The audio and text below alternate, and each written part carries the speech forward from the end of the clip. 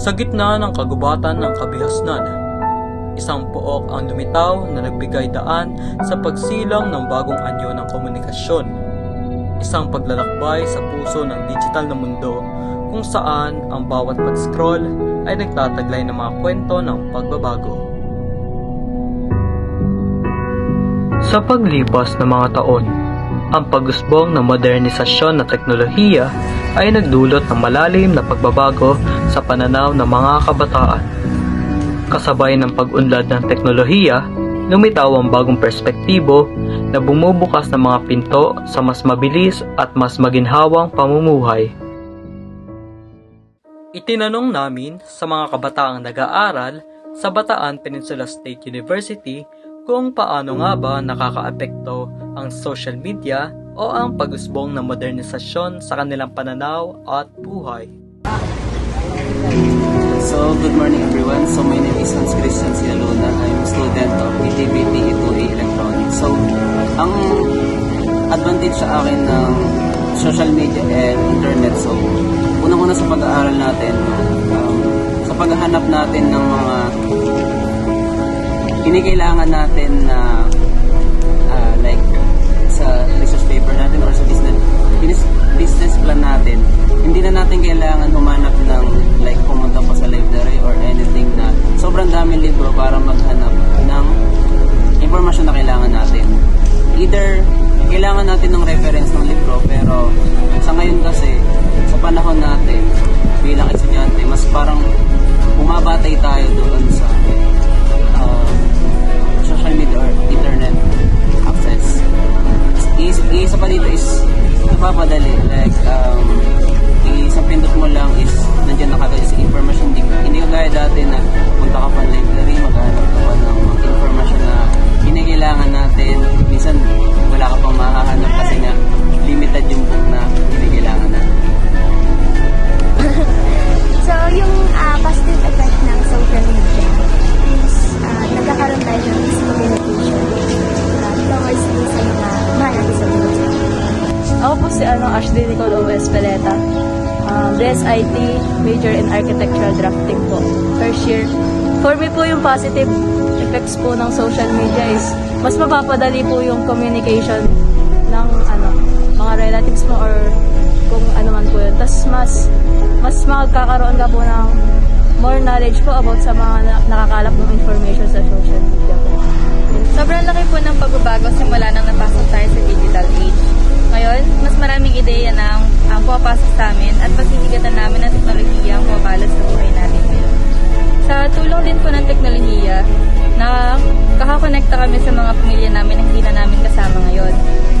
Sobrang laking tulong ng teknolohiya para sa amin. Hindi man para sa pang ibang aspeto ng buhay, pwede rin sa pang-araw-araw. Sa tulong ng social media, ang ilan sa atin ay nakakapagbigay na ng kanilang sarili-sariling opinyon tungkol sa iba-ibang mga issue sa ating mundo ngayon. Sa tulong din ng teknolohiya, tayo ay nakakakonekta sa ibang panig pa ng mundo at na ating natututunan ang kanilang mga kultura. Samantalang, nagbibigay liwanag ang modernisasyon o ang social media. Hindi rin natin maikakaila ang mga posibleng negatibong epekto nito sa ilang sektor ng ating lipunan. Narito naman ang ilang pahayag mula sa mga kabataang nagbahagi ng kanilang mga alalahanin hinggil sa hindi inaasahang bunga ng social media sa kanilang buhay.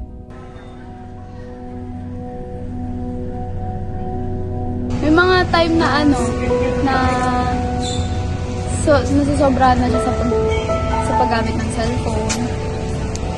Minsan, kaharap ako sa kanya, tapos pagharap ko sa kanya, nagsa-cellphone siya, nag-FB, kung anong ginagawa. May time pa na inuutusan ko, nag-ML, nagko-code, ayaw makinig.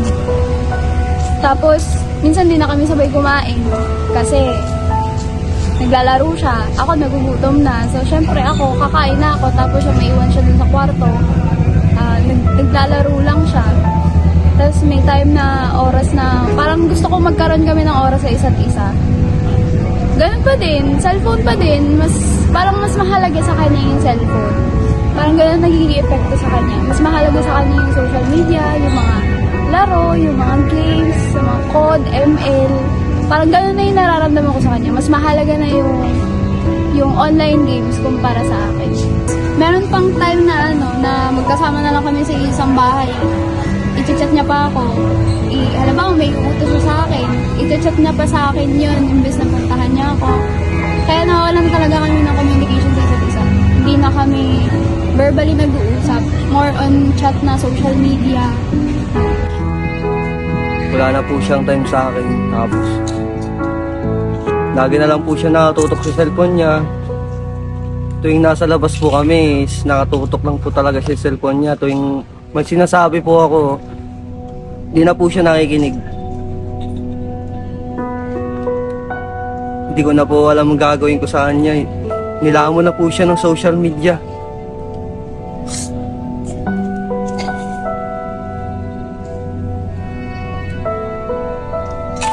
Ang hirap po isipin na yung jowa ko, kamukha na po na Facebook. Ang hirap po. Wala na po talaga siyang time sa akin. One time po, nanood po kami ng sine. Pinagbawalan po siya mag-cellphone. Lumabas po siya, iniwan ako. Ganun po ba yung pagmamahal? Ang hirap.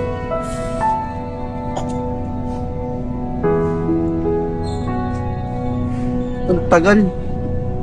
Tagal ko nang tiniis to.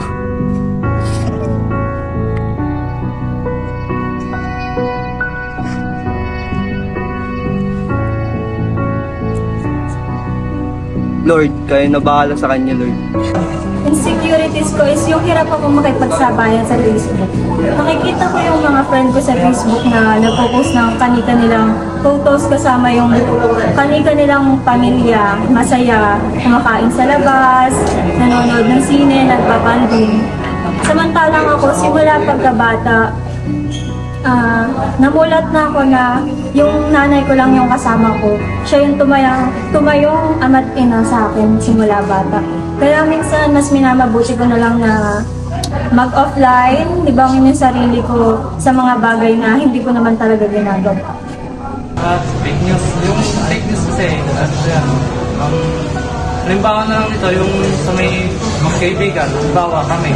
Ang sinabi ko ay, sinabi ko sa kaibigan ko na yung gusto niyang babae, tsaka yung jowa ng babae gusto niya, hiwalay na. Kaya, ayun. Tapos mali pala yung akala ko na na hiwalay na. Kaya yung kaibigan ko, niligawan niya yung babae. Sa may gamit yung messenger. Kaya nagkamagbitan sila, tapos nagkasira yung babae tsaka yung jowa niya. Kaya, yung kinalabasan nun, sunta ako ng kaibigan ko. Nagkasiraan din kami, nagkakaway din kami. So ulit, hindi na kasi nagpapansila. Insecurities, kapag nagsa-Facebook ako, minsan marami ako nakikitang magagandang babae. Ang kikinis nila, ang sisexy nila, tapos kapag tinitignan ko yung sarili ko sa salamin, naawa ko sa sarili ko. Kaya minsan, iniiwasan ko mag-Facebook, pero hindi ko talaga mapigilan eh. Palaging kapag hawak ko yung phone, panay Instagram, panay Facebook. Tapos marami ako nakikitang ganun. Kaya I ended up hating myself. Minsan tinatanong ko yung sarili ko, bakit sila ganun? Bakit sila ganyan? Bakit nabibili nila yung expensive foods? Bakit ako hindi? Kaya minsan nade-depress ako. Pero minsan tinatanong ko rin yung sarili ko, bakit laging social media? Pero minsan hindi ko rin naiwasan na like pagising ko ng umaga, cellphone agad yung hawak ko. Hindi ko na makakausap yung parents ko at yung mga kapatid ko. Kasi nga parang mas masaya sa social media. Pero ganun yung negative effects na sa akin. Naawa ko minsan sa sarili ko, bakit hindi ako tulad ng ibang tao.